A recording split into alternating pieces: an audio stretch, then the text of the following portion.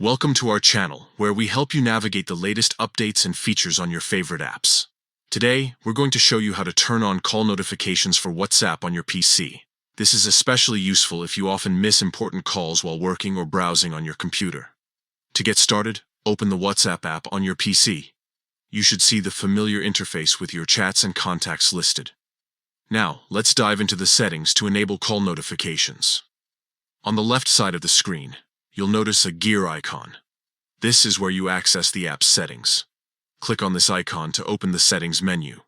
Once you're in the settings, you'll see several options, but the one we're interested in is notifications. Click on notifications to view all the customization options available for your WhatsApp notifications. Here you can control how you receive notifications for messages and calls. Look for the option that says calls and toggle it on.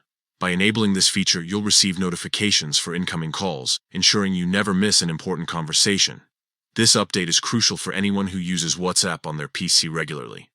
It helps you stay connected and respond promptly to calls, even when you're not actively using the app. Remember, if you have muted any conversations, you won't receive notifications for those specific chats. So, make sure to unmute any important contacts or groups if needed. Additionally, if you're using Windows, ensure that WhatsApp is allowed to run in the background and that notifications are enabled for the app in your system settings.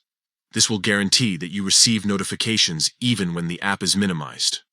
By following these simple steps, you'll be able to turn on call notifications for WhatsApp on your PC, enhancing your communication experience and ensuring you stay connected with friends, family, and colleagues. If you found this tutorial helpful, don't forget to like and subscribe for more tips and updates on using WhatsApp and other apps on your PC. Thanks for watching, and we'll see you in the next video.